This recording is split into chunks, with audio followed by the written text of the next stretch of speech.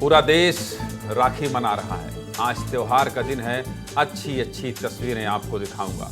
नमस्कार, मैं हूं ज्ञानेंद्र तिवारी और आप देख रहे हैं विस्तार न्यूज पर आपका अपना शो सीधे मुद्दे की बात। सीधे मुद्दे की बात में कौन सी खबरें हैं जो मैं आपको बताता हूं। 1 घंटे देश, मध्य प्रदेश और छत्तीसगढ़ की वो तमाम खबरें जो आपके लिए जानना जरूरी है, वो सब कुछ बताता हूं। और कौन सी खबर पहले नंबर पर है, कौन सी खबर आखिरी नंबर पर है, ये सब कुछ आपको बताता हूं। इसलिए सबसे पहले आपको देश भर से आई राखी की खूबसूरत तस्वीरें दिखाऊंगा। प्रधानमंत्री ने कैसे राखी मनाई है, कौन सी तस्वीर चर्चा में रही है, विस्तार से बात करूंगा। दूसरी खबर में आपको आपके प्रदेश के मुख्यमंत्रियों की राखी की तस्वीर दिखाऊंगा। मध्य प्रदेश और छत्तीसगढ़ के मुख्यमंत्री ने कैसे रक्षाबंधन मनाया, विस्तार से बात करेंगे। तीसरी खबर भी राखी से जुड़ी है। भाई शहीद हो गया है तो बहनें मूर्ति को राखी बांध रही हैं। बहुत इमोशनल खबर है, देखिएगा। चौथी खबर में बात राजनीति के करेंगे। कैसे कुर्सी के चक्कर में अपने ही लोगों से बगावत कर ले रहे हैं नेता। जिस पार्टी ने सब कुछ दिया उसको भी छोड़ दे रहे हैं, और हाँ, जिस पार्टी ने दिया वो भी कम प्रयोग नहीं कर रही है। पांचवी खबर देखिए, जरूरी है। कैसे बच्चे भी साजिश रचने लगे हैं, खुराफात के चक्कर में फंस गए हैं, बताएंगे खबर। छठवीं खबर में बात ओला स्कूटी की करेंगे। ओला स्कूटी खरीदने के बाद क्यों तड़प तड़प के आह निकल रही है, पूरी खबर बताएंगे। सागर बहुत परेशान है। कौन है सागर, जानना है तो देखिएगा। सातवीं खबर अच्छी है। एक बच्ची का वीडियो आया है, कह रही है मैं पढ़ना चाहती हूँ, मदद कर दीजिए। आठवीं खबर में फिर से आपको एक रिसर्च दिखाऊंगा। आत्मा का वजन कितना होता है, जानना चाहते हैं विस्तार से, सब कुछ दिखाऊंगा, जुड़े रहिएगा। अब विस्तार से खबरों की बात कर लेते हैं, और खबर क्या है ये बता देता हूँ। रक्षाबंधन की बात है, और आज केवल रक्षाबंधन की तस्वीर इसलिए दिखाऊंगा क्योंकि रक्षाबंधन पूरा देश मना रहा है। मैंने भी मनाया है, घर से लेकर ऑफिस तक मेरी कलाई भी राखियों से भरी है। तो चलिए, पूरी खबर क्या है, अब खबर की शुरुआत कर देते हैं। रक्षाबंधन है आज। बहुत बहुत शुभकामनाएं आप सभी को अपने इस भाई की तरफ से। आज खूब प्यार मिला है बहनों से, मेरी कलाई भी भरी है, जैसा कि मैंने आपको दिखाया। भाई बहन के प्यार का त्योहार है, बहुत इमोशनल त्योहार है। नेता से लेकर अभिनेता तक, शहर से लेकर गांव तक, राखी के रंग में रंगा हुआ है पूरा देश। शुरुआत देश के प्रधानमंत्री की राखी से कर लेते हैं। देखिए, प्रधानमंत्री छोटी छोटी प्यारी प्यारी बच्चियों से राखी बंधवा रहे हैं। स्कूली छात्राएं प्रधानमंत्री को मां की फोटो लगी खास राखी बांध रही हैं। इस खास राखी में लगी फोटो में प्रधानमंत्री मोदी अपनी मां के पैरों को धोते हुए नजर आ रहे हैं। खास राखी में एक पेड़ मां के नाम का संदेश भी लिखा हुआ है। ये प्रधानमंत्री की 3 साल की राखी की तस्वीरें हैं, 2022, 2023, और तीसरी तस्वीर आज की है। प्यारी बच्चियों के साथ प्रधानमंत्री राखी मनाते हैं। स्कूली छात्राएं प्रधानमंत्री को खूब प्यार देती हैं, और प्रधानमंत्री भी इन बच्चों के साथ अच्छा समय बिताते हैं। प्रधानमंत्री की तस्वीरें सोशल मीडिया पर खूब पसंद की जा रही हैं, खूब लोग देख रहे हैं। प्रधानमंत्री के बाद अब देश के और बड़े नेताओं की राखी भी देख लीजिए। बड़े बड़े नेता हैं, कैसे राखी मनाए हैं, देखना चाहते होंगे तो देख लीजिए। राजनाथ सिंह, अर्जुन मेघवाल, अरुण साव, पीयूष गोयल, नीतीश कुमार और पुष्कर सिंह धामी की राखी देख लीजिए। बहनें राखी बांध रही हैं। अब ये तस्वीर देखिए। पहली तस्वीर रानी कमलापति स्टेशन की है। महिलाओं की सुरक्षा और सम्मान के लिए विशेष कार्यक्रम का आयोजन किया गया है। महिलाएं प्रशासन के लोगों की कलाई में राखी बांध रही हैं। दूसरी तस्वीर नोएडा पुलिस की है। भाई अपनी बहनों को रक्षा का वचन देता है, लेकिन नोएडा पुलिस हेलमेट बांटकर लापरवाही ना करने का संदेश दे रही है। सुन लीजिए क्या कह रही है ट्रैफिक पुलिस, सुनाइए जरा। जनपद गौतम बुद्ध नगर में सीपी मैम के निर्देशन में आज एक रक्षाबंधन पे बहनों को उपहार दिया जा रहा है। कि आज नो चालान डे के रूप में मनाया जा रहा है, और इसी के साथ ही बहनों को सुरक्षित अपने गंतव्य तक जाने के लिए उनको हेलमेट भी प्रोवाइड कराया जा रहा है, जिससे वो सुरक्षित रूप में अपने भाइयों के पास जाएं और रक्षाबंधन का त्योहार मनाएं। नो चालान डे मनाया जा रहा है, लड़कियों को हेलमेट दिया जा रहा है। बहुत अच्छी पहल है। अच्छी अच्छी तस्वीर दिखाइए भाई आज। अब ये वाली तस्वीर देख लीजिए, दिखाइए। एलओसी उरी की तस्वीर है। कर्मभूमि के रक्षक हमारे जवानों की राखी देखिए, कितनी डिसिप्लिन से मनाई जाती है, कितना अनुशासन है। देखिए, सारे जवान कतारबद्ध हैं।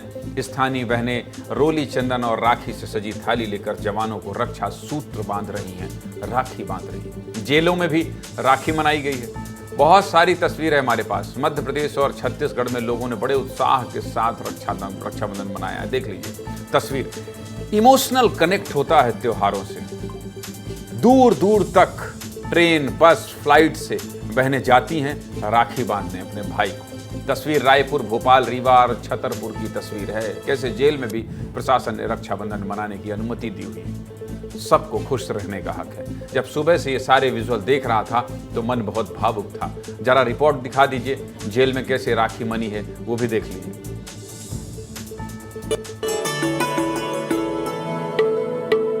धागों से बांधा एहसास दिल के रिश्ते का, रिश्ता ये अपना रब की रुबाई। मैं रहूं ना मैं तेरे बिना, तू रहे ना तू मेरे बिना। मैं रहूं ना मैं तेरे बिना, तू रहे ना तू मेरे बिना। चलिए बिलासपुर के बेलतरा की बात कर लेते हैं। तस्वीर देखते चलिए। एक में बहन भाई को राखी बांध रही है, दूसरे तस्वीर में एक शौचालय दिख रहा होगा। अपनी बहन को आप अलग अलग तरीके से सामान गिफ्ट करते होंगे, लेकिन बेलतरा में रक्षाबंधन पर एक भाई ने अपनी बहन को यही शौचालय गिफ्ट किया है। भाई के इस गिफ्ट को पूरा छत्तीसगढ़ सलाम कर रहा है। बहन दिव्यांग हैं, चल नहीं पाती है। भाई के इस उपहार को विस्तार न्यूज की तरफ से भी सलाम है। देश की खूबसूरत तस्वीर दिखा दी हमारे सहयोगियों ने। अब कहां की तस्वीर है? मध्य प्रदेश और छत्तीसगढ़ की। देखिए मुख्यमंत्रियों का रक्षाबंधन है ये। दो मुख्यमंत्री आपको दिख रहे हैं और मध्य प्रदेश और छत्तीसगढ़ के मुख्यमंत्री अगर आपको दिखाई दें तो मुझे लगता है विस्तार से बात करना जरूरी हो जाता है। चाहे वो कोई पर्व हो, कोई त्योहार हो, या फिर सरकार की कोई बहुत बड़ी योजना, या फिर ऐसी तस्वीर जिसको आप देखना, जानना, समझना चाहते हैं। तो चलिए पूरी खबर क्या है, पूरी खबर आपको बता देता हूं और पूरी खबर की शुरुआत कर लेते हैं। अब आपको मध्य प्रदेश और छत्तीसगढ़ के मुख्यमंत्री कैसे रक्षाबंधन मनाए हैं वो भी दिखा देते हैं। रक्षाबंधन के दिन मध्य प्रदेश के मुख्यमंत्री डॉक्टर मोहन यादव और छत्तीसगढ़ के मुख्यमंत्री विष्णुदेव साय को भी बहनों का भरपूर प्यार मिला है। प्रदेश भर से आई बहनों ने अपने प्रदेश के रक्षक अपने मुख्यमंत्री को राखी बांधी। मध्य प्रदेश में तो मुख्यमंत्री पिछले कई दिनों से जगह जगह जाकर प्रदेश की बहनों से न सिर्फ राखी बंधवाई बल्कि दिल खोलकर तोहफा भी दिया। और इधर महतारी वंदन योजना के सहारे, महतारी वंदन योजना का तोहफा विष्णुदेव साय लगातार किस्त पे किस्त दे रहे हैं। दोनों मुख्यमंत्रियों की रक्षाबंधन पर यह खास रिपोर्ट देख लीजिए, उसके बाद आगे की बात करेंगे।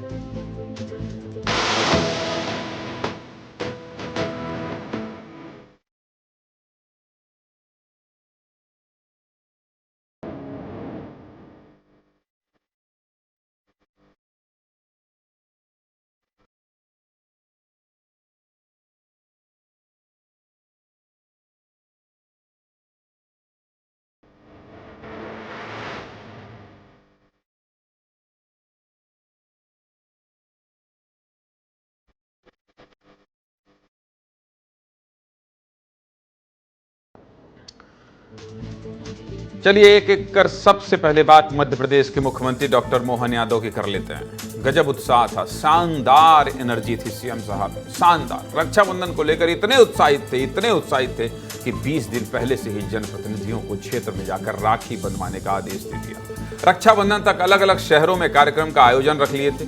कार्यक्रम का नाम आभार सह उपहार कार्यक्रम था। कुल 11 जिलों में रक्षाबंधन और सावन के थीम पर यह कार्यक्रम चला है।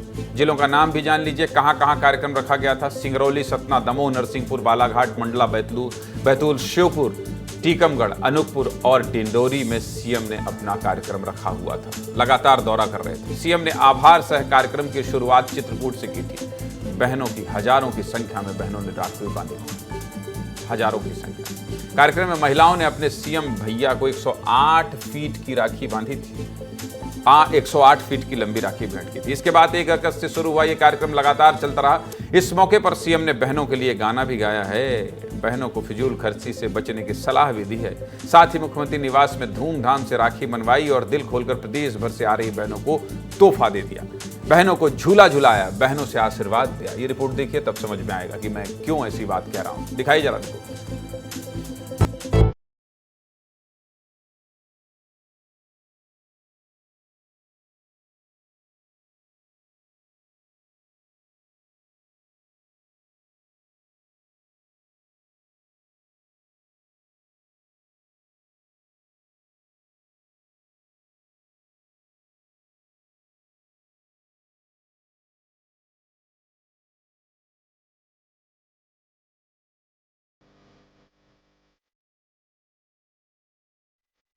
फूलों का हारों का सबका रहना है, एक हजारों में मेरी बहना है, भारी उमर हमें बंद रहना है।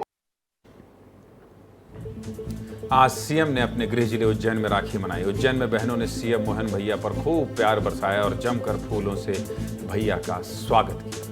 सीएम उज्जैन के नागदा पहुंचे थे। इस मौके पर मुख्यमंत्री लाडली बहनों के घर पहुंच गए। घर में बैठकर राखी बंधवाई। इमोशनल तस्वीरें हैं। अपने प्रदेश के मुखिया को अपनी चौखट पर देखकर ये क्या महसूस कर रही होंगी आज राखी के दिन, शब्दों में बयान नहीं किया जा सकता। कोई इससे प्यारा तोहफा क्या दे सकता है बताइए। बहनों के घर ही पहुंच गए। आज सावन का आखिरी दिन था। इस अवसर पर मध्य प्रदेश और छत्तीसगढ़ दोनों ही प्रदेशों के मुख्यमंत्री उज्जैन में थे।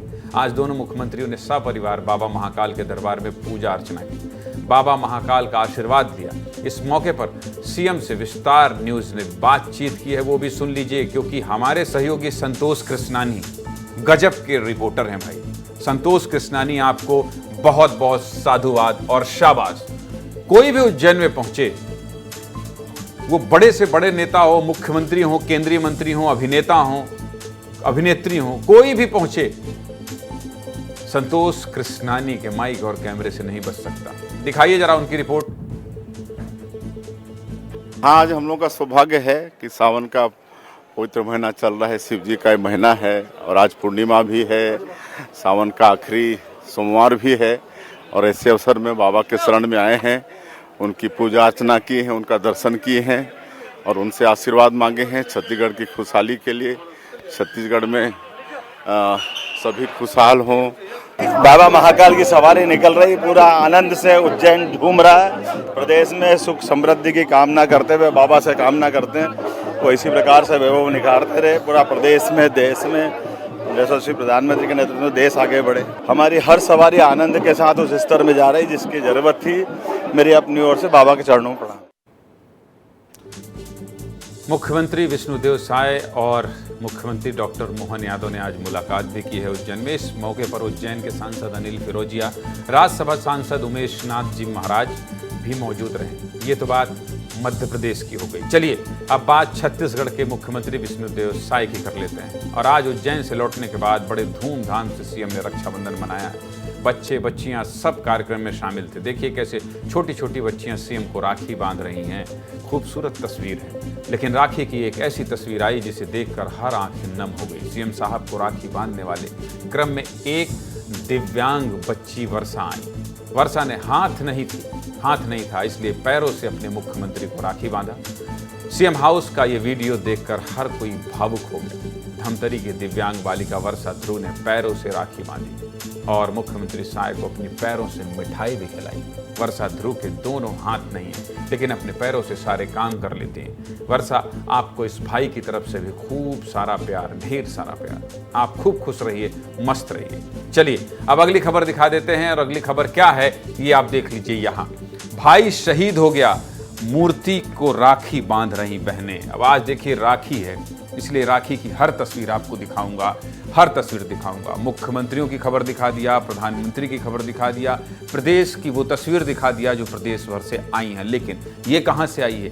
ये नक्सलियों के गढ़ से आई है और ये बहुत भावुक कर देने वाली स्टोरी है कि भाई शहीद हो गया तो मूर्ति को राखी बांध रही हैं। पूरी खबर क्या है ये बता देता हूँ। आज रक्षाबंधन है और भाई की कलाई में राखी बांधना है, पर भाई नहीं है। ऐसा नहीं है कि भाई है ही नहीं, भाई था। बहुत सालों तक अपने भाई की कलाई में ये बहनें राखी भी बांधी और भाई से सुरक्षा की गारंटी भी मिलती रही। लेकिन भाई को तो अपनी बहन के साथ साथ देश की बहनों की सुरक्षा करना था। बस इसी सुरक्षा देने में भाई ने अपनी जान दे दी, शहीद हो गया और इन बहनों का भाई हमेशा के लिए इस दुनिया को छोड़कर चला गया। इसलिए बहनें आज अपने भाई को नहीं बल्कि भाई की प्रतिमा यानी मूर्ति को राखी बांध रही हैं। सुकमा जिले के एर्राबोर गांव की आज की ये तस्वीर देखकर आपकी आंखें नम हो जाएंगी। मैं पढ़ रहा हूं इस खबर को, बता रहा हूं इस खबर को, तो भी दुखी हो रहा हूं। ये तस्वीर देखिए, आपको प्रतिमा दिखाई दे रही होगी। ये प्रतिमा उन जाबाजों की है जो नक्सलियों से लड़ते लड़ते शहीद हो गए। अपनी जान दे। इनके चेहरों पर रक्षाबंधन की खुशी से ज्यादा गम है। इन बहनों के भाई पिछले 17 सालों से राखी बंधवाने घर नहीं लौटे हैं, घर नहीं लौटे।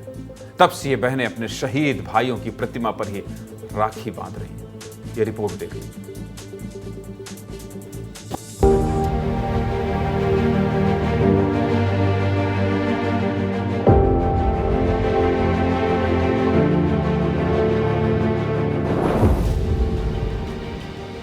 भाई के हाथों में जब राखी बहन बांधती है तो अपने रक्षा का वचन लेती है। जवान शहीद भी हुए थे कुछ, तो हम फिर भी उनको वहां से खदेड़ दिए। साल 2007 की वो घटना आज भी लोगों के मन से नहीं गई है। शहीद जवान को अमर माना जाता है, तो आज भी बहनें उनको अमर ही मानते हैं और उनको लगता है कि आज भी हमारे जो भाई हैं हमारी सुरक्षा कर रहे हैं। राखी आने से पहले मैं भाई शहीद भाई को उसके कलाई में राखी बांधती हूँ, तब जो बाकी भाई रोने लगता है, आंसू आता है, पर क्या करेंगे बोल के रो रो के चले जाती हूँ राखी का। इन शब्दों को सुनकर हर आंखें नम हो जाएंगी। क्या करें, आंख में आंसू आते हैं, पीड़ा होती है, दुख होता है, लेकिन क्या करें, भाई दोबारा वापस नहीं आ सकता। इसलिए उसकी प्रतिमा, उसकी मूर्ति को ही राखी बांध कर ये महसूस करते हैं कि मेरा भाई मेरे सामने है। गजब का प्रेम है, गजब की मिसाल है। ये भाई बहन की प्रेम की मिसाल सिर्फ भारत में ही देखने को मिलेगी। अब आपको एर्राबोर की वो दर्दनाक घटना भी बताता हूं जिसमें 24 जवान शहीद हो गए थे। विस्तार से देख लीजिए। ये तस्वीर जितना दर्द देती है ना, उससे कहीं ज्यादा दर्दनाक और खौफनाक थी 19 जुलाई 2007 की वो घटना, जिसमें नक्सली हमले में 24 जवान शहीद हो गए थे। 24 जवान शहीद हो गए थे। नक्सलियों ने एर्राबोर थाने के उड़प मलेटा गांव में गश्त पर निकले जवानों पर हमला कर दिया था। इस हमले में 24 जवान शहीद हो गए। इन जवानों में 16 सीआरपीएफ और 8 जिला पुलिस बल के जवान थे। शहीद जवानों में एर्राबोर के ही रहने वाले 3 भाई भी थे, जिनके नाम थे वेंकटेश, मुकेश और मनोज। ये वो नाम थे जो शहीद हुए। इन जवानों की याद में एर्राबोर में शहीदों की 10 प्रतिमाएं लगाई गई हैं। अब हर साल वेंकटेश की बहन संकुरी अपने भाइयों के इन प्रतिमाओं को राखी बांधती है। मेरे साथी सहनवाज उसी एर्राबोर गांव तक पहुंचे। विस्तार न्यूज ने 19 जुलाई 2007 की हुई मुठभेड़ में शामिल रहे जवानों से भी बात की। जवानों ने पूरा घटनाक्रम बताया है, क्या हुआ था उस दिन। सुनिए क्या कह रहे हैं जवान। मैं उस घटना में मैं मौजूद था, खुद उसमें गोली चलाया हूँ और नक्सल से मुठभेड़ किया हूँ। अब जंग हो रहा है तो आर या पार लड़ना है और उनको खदेड़ना है यहाँ से। हम उस समय तो धनुष लेके गए थे, आधा जो वेपन लेके गए थे। मेरे यहाँ वेपन भी उसी टाइम में मिला था। साथ वाला मेरे को लगे थे उस समय, अरे मेरे को लग गया है, अब धनुष पकड़ ले, क्या वेपन पकड़ ले, मेरे को धनुष दो बोला। अब वो वेपन संभाल लिया, मैं थोड़ा अपने जवान के यहाँ पास चले गया।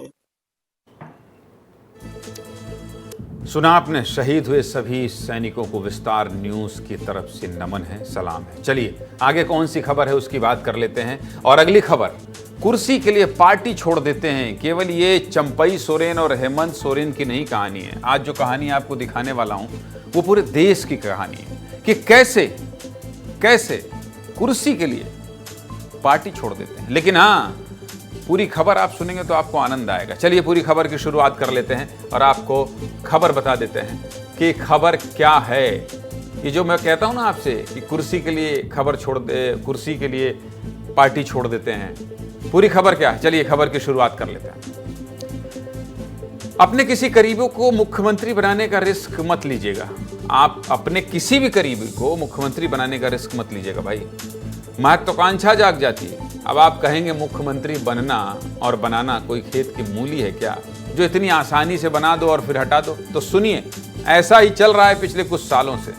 हम नहीं तो हमारा करीबी सही, और जब हम आ जाएंगे तो करीबी को साइड कर देंगे। लेकिन अब ऐसा नहीं चलेगा भाई। जानते हैं क्यों? महत्वाकांक्षा जाग जा रही है। क्योंकि कुछ दिन पहले तक झारखंड के मुख्यमंत्री चंपई सोरेन ने बहुत हलचल मचा दी। कुछ दिन तक मुख्यमंत्री रहे चंपई सोरेन ने बहुत हलचल मचाई। कहा जाता है ना, राजनीति में कोई किसी का नहीं होता। जीतन राम मांझी से लेकर अमरिंदर सिंह तक मुख्यमंत्री रहे इन नेताओं ने पार्टी से बगावत कर दी। अब इस लिस्ट में चंपई सोरेन का नाम भी शामिल हो गया है। दुखी हैं चंपई सोरेन।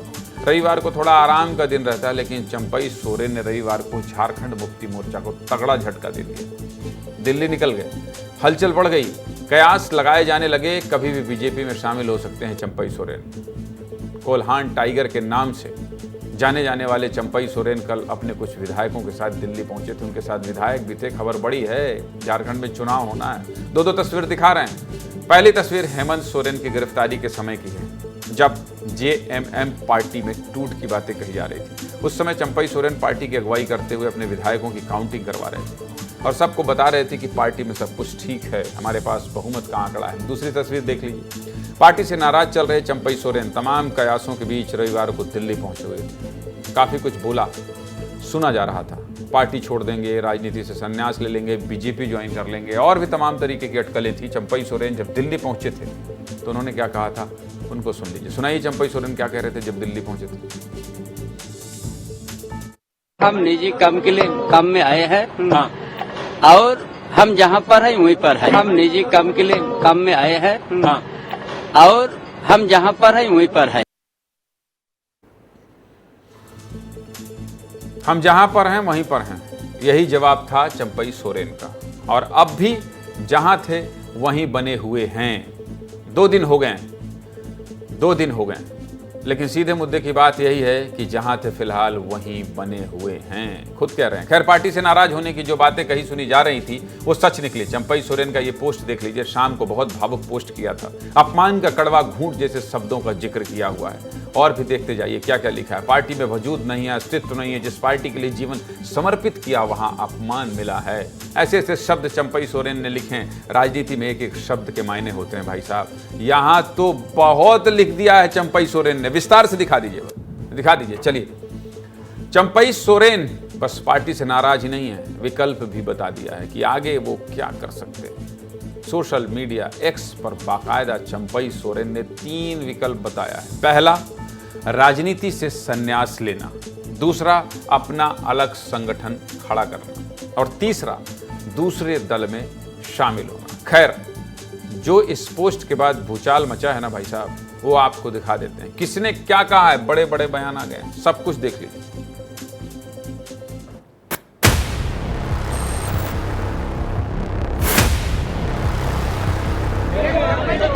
देखिए, बहुत ही भावुक पोस्ट है एक्स पर चंपई सोरेन जी का, पूर्व मुख्यमंत्री का। और ये झारखंड मुक्ति मोर्चा के भीतर खाने की घटिया राजनीति और जो वहां चालबाजी है उसको एक्सपोज करता है।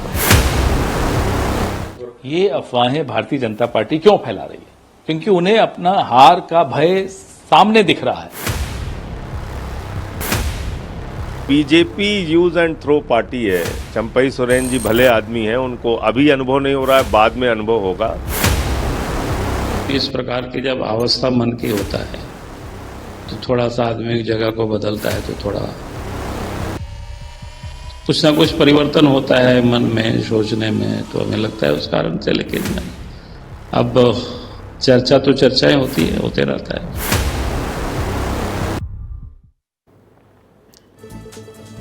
जगह बदलने पर कुछ न कुछ परिवर्तन आता है, यही कह रहे थे बाबूलाल मरांडी। अब ये 2 तस्वीर देख लीजिए।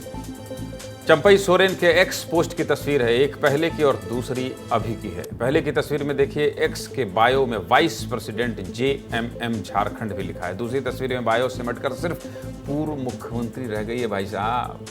अब जहां हैं हम वहीं हैं वाली बात ठीक नहीं है चंपई जी। जब पार्टी में फूट की खबर आ रही थी तो सुनिए हेमंत सोरेन ने क्या कहा था। सुनाइए हेमंत सोरेन।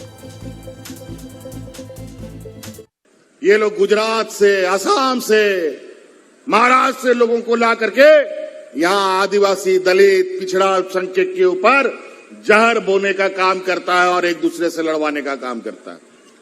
समाज तो छोड़ो, ये घर भी फोड़ने का काम करता है, पार्टी तोड़ने का काम करता है। आए दिन कभी इस विधायक को खरीद ले, कभी उस विधायक को खरीद ले।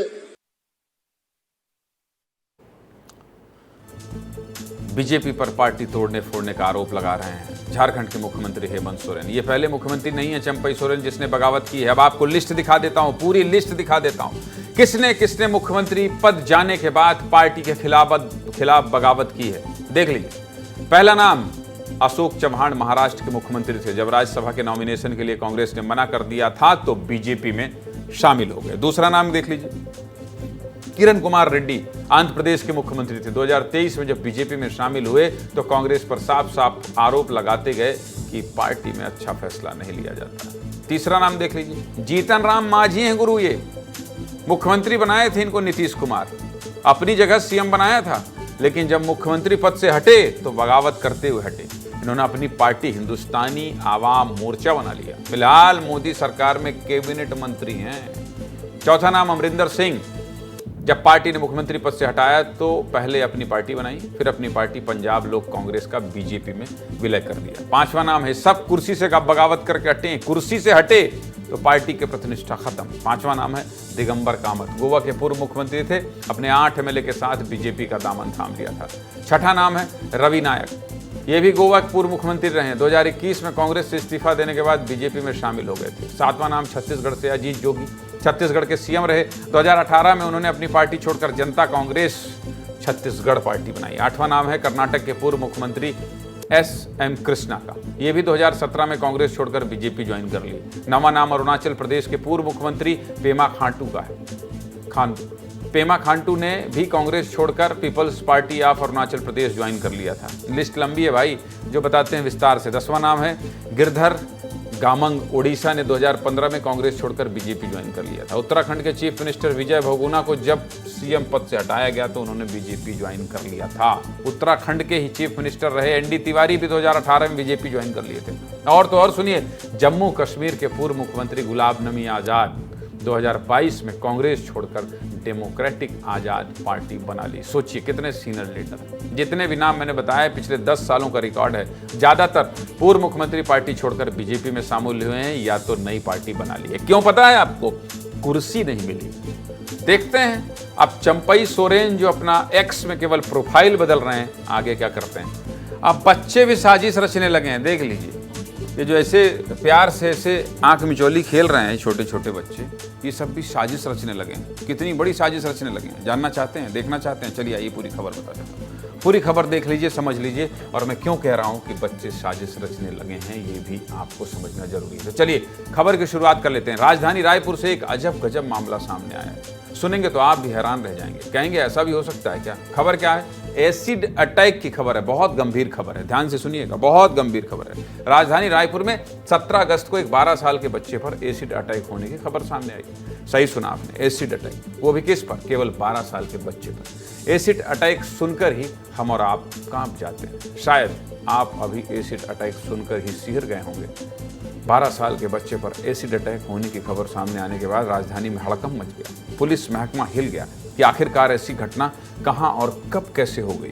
किसी को अता पता भी नहीं चला। पूरी खबर आपको विस्तार से बता देता हूं। डीडी नगर थाने में एक शिकायत आई कि सत्यम विहार कॉलोनी के एक 12 साल के बच्चे पर शनिवार दोपहर अज्ञात बदमाशों ने एसिड से हमला कर दिया। सुनते जाइएगा खबर। बच्चे का 12 साल का बच्चा है, दिमाग देखिएगा कितना लगाया इसने।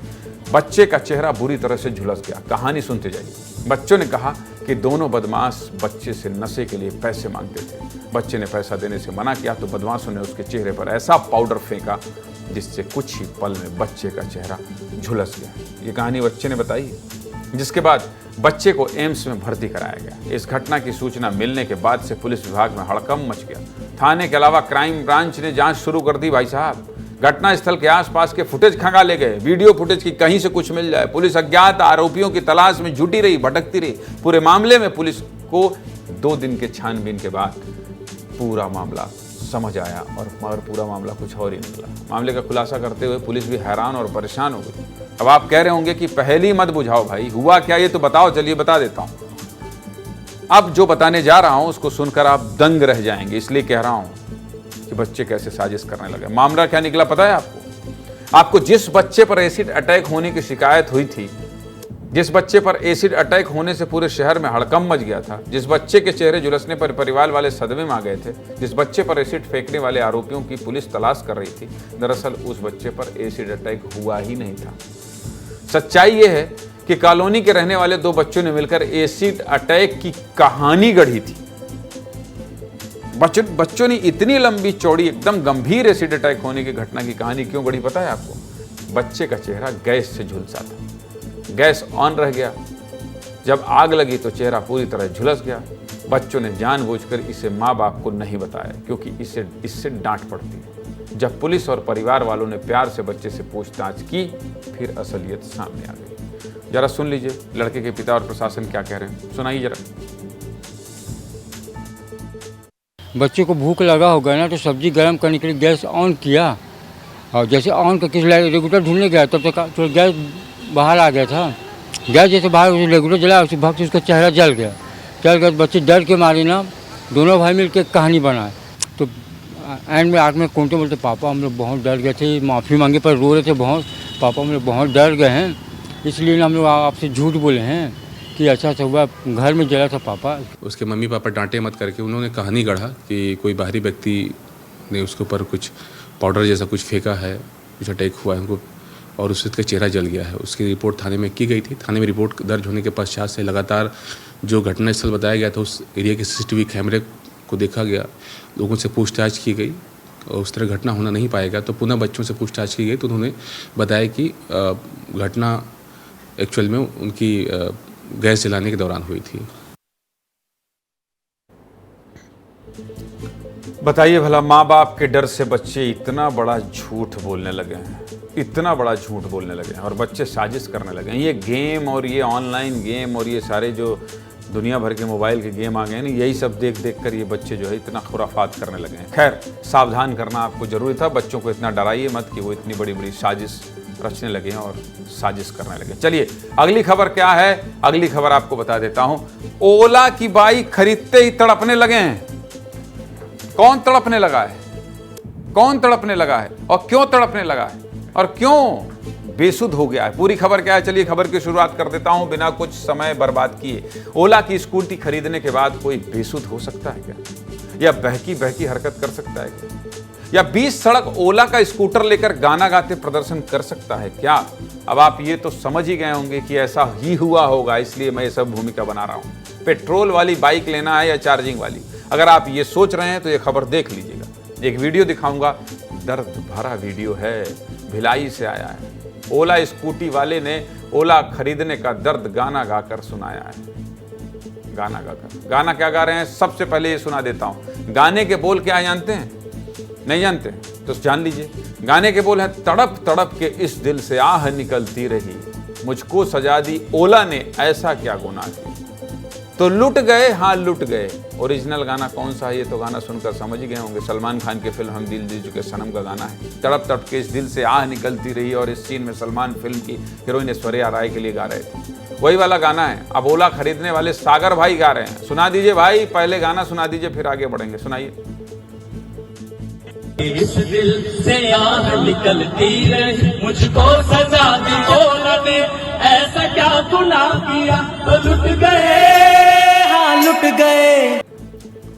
बढ़िया है, थोड़ा बहुत खबर का आइडिया भी लग गया होगा। पूरी खबर क्या है वो बता देता हूं आपको, ध्यान से सुनिएगा। दुर्ग जिले के रहने वाले सागर सिंह ने 1 साल पहले ओला स्कूटी खरीदा था। इसी स्कूटी में रोजाना काम पर जाते थे, लेकिन स्कूटी खराब हो गई। गाड़ी के बटन ने काम करना बंद कर दिया, छोड़ दिया, बिगड़ गया। इसके बाद सागर लगातार शोरूम में शिकायत करते रहे, लेकिन शोरूम वालों ने ध्यान नहीं दिया, ऐसा सागर का आरोप है। इसी से परेशान होकर सागर ने हाथ रिक्शा में ओला स्कूटी को रखा और भिलाई सिटी में ओला की बारात निकाल दी। रास्ते भर ओला नहीं खरीदने के लिए लोगों से अपील करते रहे। लोगों ने भी सागर के इस अनोखे अंदाज को देखकर खूब मौज लिया। फिर सागर ने ओला शोरूम के बाहर भी ओला वालों को जमकर रगड़ा। सुना दीजिए भाई, शोरूम के बाहर भी गाना गा रहे हैं और कुछ कुछ बोल रहे हैं। सुनाइए सागर भाई। एकदम बंद हो गया गाड़ी ना, पूरा स्क्रीन काम करना इसका बंद कर दिया था, बटन काम करना बंद कर दिए थे, गाड़ी एकदम खड़ी हो गई थी। मैं 1 किलोमीटर धक्का मार के लाया था, इतना प्रताड़ित हुआ, इस चक्कर में मैंने ऐसा किया है। कंपनी में गए थे तो कंपनी वाले कोई शोरूम से बाहर तक नहीं निकला। अभी मैं अगर गाड़ी परचेस करने जाता हूँ तो कंपनी के पूरा स्टाफ बाहर आ जाकर जी भैया ये लीजिए वो लीजिए, लेकिन जब मेरे को समस्या आई तब एक कंपनी का एक स्टाफ बाहर तक नहीं आया कि हाँ भैया क्या दिक्कत है, क्या परेशानी है आपको। ये लोग मात्र सामान बेचना जा रहे हैं और लेकिन ये लोग सर्विस के नाम पे 1 रुपए का इन लोग पे वो नहीं है। ओला की खराब सर्विस की कहानी तो आपको बता दिया, लेकिन देश में सबसे ज़्यादा कौन सी चार्जिंग वाली गाड़ी बिकती है ये भी आपको बता देते हैं। जानना चाहते हैं? क्योंकि पेट्रोल के दाम बढ़ने के बाद चार्जिंग वाली गाड़ियों का बाजार बढ़ गया है। इसी साल मई महीने में गाड़ियों की बिक्री की रिपोर्ट आई है, दिखा देता हूँ। चलिए, सबसे ज़्यादा बिकने वाली गाड़ी मई 2024 की रिपोर्ट है ये। टॉप में ओला स्कूटर, एक महीने में 37,225 स्कूटरों की बिक्री हुई है। दूसरे नंबर पर टीवीएस स्कूटर, एक महीने में 11,788 गाड़ी बिकी। तीसरे नंबर पर बजाज स्कूटर, एक महीने में 9,224 गाड़ियां बिकी। चौथे नंबर पर एथर, एक महीने में 6,045 गाड़ी बिकी। पांचवें नंबर पर हीरो की स्कूटर, एक महीने में 751 गाड़ी बिकी है। ये पूरा आंकड़ा है। ओला पहले नंबर पर है। देश में एक बड़ी बहस है, पेट्रोल वाली गाड़ी लेना है या चार्जिंग वाली, क्योंकि इसी वजह से गाड़ी खरीदने से पहले 100 बार लोग सोचते हैं और अपने पहचान वालों से कम 50 लोगों की राय भी लेते हैं। अब आप देख लीजिए भाई, कौन सी गाड़ी खरीदना है। यहाँ तो सागर भाई तड़प रहे हैं। हो सकता है इस खबर के बाद सागर भाई की तड़प को ओला कंपनी वाले समझें और समस्या का समाधान हो जाए। हमें क्या, हम तो केवल खबर दिखाते हैं। खबर दिखाना है और आगे बढ़ जाना है, तो चलिए आगे बढ़ा जाए। और अगली खबर क्या है ये आपको बता दी जाए। मैं पढ़ना चाहती हूँ, मेरी मदद कीजिए। देखिए भाई, इस खबर को आप बहुत ध्यान से देखिएगा, बहुत ध्यान से देखिएगा और इस बच्ची की मदद करने की कोशिश कीजिएगा कि इसकी मदद हो जाएगी तो ये होनहार बच्ची डॉक्टर बनने का सपना देख रही है, डॉक्टर बन जाएगी। और ऐसे लोगों को खूब दिखाना चाहिए ताकि इनकी मदद हो और इनका सपना पूरा हो। पूरी खबर क्या है चलिए आपको बता देता हूँ। पूरी खबर जानिए, पूरी खबर जानिए। हर दिन कहता हूँ आपसे कहता हूँ ना, हर दिन अपनी खबर भेजिए, मैं दिखाऊंगा। आपकी समस्या जिम्मेदारों तक पहुंचाऊंगा। आप सोशल मीडिया के माध्यम से मुझे खबरें भेज रहे हैं जिसे मैं सीधे मुद्दे की बात में चला भी रहा हूं। आज भी एक खबर आई है। राजेश मिश्रा उर्फ गुड्डू भैया ने मुझे एक लड़की की परेशानी व्हाट्सएप किया और लिखा, ज्ञानेंद्र भाई, इस लड़की की मदद हो जाएगी अगर विस्तार न्यूज इस मुद्दे को उठा देता है। तो मैंने अपने रिपोर्टर को भेजा और पूरी खबर मंगवाई। खबर क्या है अब ये जान लीजिए। बच्ची का नाम अंकिता रजक है। डॉक्टर बनना चाहती है अंकिता। 12वीं के बोर्ड परीक्षा में अंकिता ने मनेंद्रगढ़ जिला में टॉप किया है। 91.2% से फर्स्ट डिवीजन में पास हुई है और बायोलॉजी सब्जेक्ट में 100 में 100 यानी साइंस में 100 में 100 नंबर लेकर आई है अंकिता। 100 में 100 मतलब समझ रहे हैं, इतने नंबर हैं भाई साहब कि इतने में तो 3 लोग पास हो जाते हैं। अंकिता की हालत इतनी खराब थी कि कोरोना के समय जब पढ़ाई ऑनलाइन होने लगी थी तब अंकिता के पापा उधार पैसा लेकर अंकिता के लिए 8,000 रुपए का मोबाइल खरीद कर लाए थे ताकि अंकिता की पढ़ाई प्रभावित ना हो। लेकिन अब पैसा ना होने की वजह से अंकिता के डॉक्टर बनने का सपना ऐसा लग रहा है जैसा अधूरा रह जाएगा, क्योंकि घर वाले आगे की पढ़ाई के लिए पैसा खर्च नहीं कर पा रहे हैं। बच्ची का वीडियो देखिए और अंकिता के घर के हालात को समझिए। सुनिए अंकिता क्या कह रही है, सुनाइए जरा। मैं पढ़ाई भी करना चाहती हूँ, बट एक्चुअली क्या है, मेरे जो पिताजी हैं वो कपड़ा धुलने का काम करते हैं एंड हमारी उतनी फाइनेंशियल कंडीशन उतनी अच्छी नहीं है कि वो लाखों तक का फीस भर सकें, इंस्टीट्यूट की भर सके। उस कारण मेरी पढ़ाई में थोड़ा सा प्रॉब्लम आता है।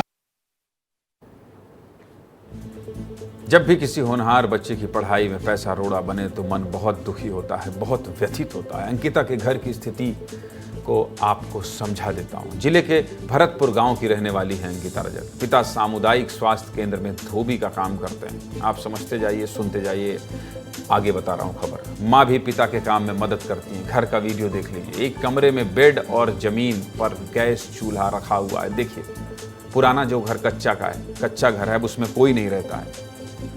यही बेडरूम है और यही रसोई घर। अंकिता की माँ क्या कह रही है पहले ये भी सुनिए। सुनाइए जरा अंकिता की माँ क्या कह रही है। मेरी बेटी पढ़ने में बहुत होशियार है और बायो में 100 में 100 लाई है इसलिए मैं शासन से निवेदन करती हूँ कि मेरी बेटी की पढ़ाई में आगे थोड़ी मदद करें, जिससे वो आगे पढ़ सके और उसका नाम अच्छा हो, हमारे छत्तीसगढ़ का भी नाम अच्छा हो। और आप सभी से मतलब निवेदन करती हूँ कि मेरी बेटी का मतलब मदद करें कि जिससे आगे वो पढ़ सके।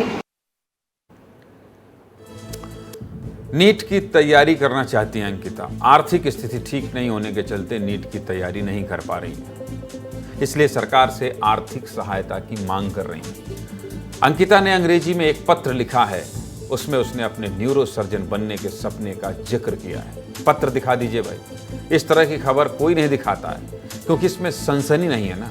पर विस्तार न्यूज आपका अपना चैनल है, हम ऐसी ही खबर दिखाते हैं जो सीधे आपसे जुड़े हो, सीधे आपसे जुड़ी हो, जिससे आपका भला हो। हम आपकी खबर दिखाएंगे जिससे आपको मदद मिल सके। हमें नहीं दिखाना सनसनी टाइप की खबरें। अंकिता डॉक्टर बन जाएगी तो ये हमारे लिए सबसे बड़ी टीआरपी होगी। हमारी कोशिश होगी कि अंकिता डॉक्टर बनने के लिए जो पढ़ाई करना चाहती है वो पूरी कर सके। इसके लिए हम लगातार अंकिता की मदद के लिए आप सभी को बताते रहेंगे, आपसे अपील करते रहेंगे कि सामने आइए, अंकिता के सपने को पूरा करने में मदद कीजिए। अगर आप अंकिता की मदद करना चाहते हैं तो अंकिता को सीधे इस नंबर पर फोन कर सकते हैं। ये नंबर अंकिता के पापा का है, ग्राफिक्स में देख लीजिए, फोन नंबर लिखा हुआ है। उम्मीद नहीं, यकीन करता हूं कि हमारे समाज में आज भी ऐसे लोग हैं जो अंकिता के सपने को पूरा करने के लिए आगे आएंगे और अंकिता को डॉक्टर बनाने में मदद करेंगे। नंबर एक बार ध्यान से देख लीजिए, सीधे फोन कीजिए और उसके खाते में अगर आप मदद करना चाहते हैं तो अपनी सहयोग राशि डालिए ताकि उसका मनोबल बढ़े और डॉक्टर बने, देश की, समाज की सेवा करे। चलिए अगली खबर क्या है ये आपको बता देता हूं। और आपकी आत्मा का वजन कितना है ये रिसर्च लेकर आए हैं। देखिए रवि मिरी, आत्मा का वजन, आप समझ रहे होंगे ये कौन सी खबर है, लेकिन रिसर्च जब आती है तो मुझे लगता है कि रिसर्च बताना जरूरी है, इसलिए चलिए रिसर्च बता देता हूं और पूरी खबर क्या है ये आपको समझा देता हूं। आत्मा ऐसा शब्द है ना जिसको लेकर बहुत कुछ कहा जाता है, सुना जाता है। आत्मा ऐसी होती है, वैसी होती है, ये आप पर डिपेंड करता है कि आप इस बारे में क्या सोचते हैं। सबको सोचने, समझने और बात रखने की आज़ादी है भाई, लेकिन हम विस्तार न्यूज़ में बिना फैक्ट की कोई बात नहीं करते हैं। आज फिर एक रिसर्च बताएंगे आपको जिसमें बताया गया है कि आत्मा का वजन कितना होता है। पहले ही बता दे रहा हूं, ये सिर्फ रिसर्च है, विस्तार न्यूज़ खबर की पुष्टि नहीं करता है, लेकिन जो रिसर्च है वो साफ साफ आपको बता दे रहा हूं। रोचक रिसर्च होते हैं ये और कहीं ना कहीं इसके पीछे मेहनत लगती है और उससे निकलता क्या है ये आपको बता देता हूं। भाई इंसान के मरने के बाद आत्मा का क्या होता है, इसको लेकर कर्म के आधार पर मान्यताएं हैं। घर के बुजुर्ग बताते थे कि अच्छे कर्मों से स्वर्ग लोक में जगह मिलती है, बुरे कर्मों से नरक जाना पड़ता है। यही नहीं, पुनर्जन्म और आत्मा के भूत बनने की कहानियां भी घर के बुजुर्ग सुनाया करते हैं कि गलत काम करोगे तो भूत बन जाओगे। लेकिन आज आपको आत्मा से जुड़ी एक रिसर्च बताऊंगा। रिसर्च में आत्मा का वजन बताया गया है। कितना है आत्मा का वजन, ये सुनकर हैरान हो गए ना आप। चलिए सब कुछ विस्तार से बता देता हूं। सबसे पहले रिसर्च के बारे में आपको बताता हूं। सबसे पहले क्या रिसर्च है ये जान लीजिए। ये रिसर्च बहुत पुराना है। 1909 में अमेरिका के डॉक्टर डंकन डॉगल ने किया था ये रिसर्च, यानी 100 साल से भी पुराना रिसर्च है, लेकिन आत्मा पर रिसर्च हुआ है, इसलिए थोड़ी इंटरेस्टिंग है। इस पर पूरी दुनिया में आलोचना भी हुई। आत्मा को मानने वाले इसे सही बता रहे हैं और नहीं मानने वाले बकवास रिसर्च बता रहे हैं, इसलिए इस पर बात करना जरूरी है। इस पर कैसे रिसर्च हुआ है ये सब भी जान लीजिए। इंसान का शरीर निष्क्रिय हो जाता है तो शरीर में क्या बदलाव होता है, इसी पर कई सालों तक अध्ययन किया गया है, कई सालों तक। इसके लिए एक खास तरह के तराजू को मरीज के बिस्तर में सेट किया गया। तराजू को, यह तराजू 28 ग्राम तक के कोई भी बदलाव को बता सकता है।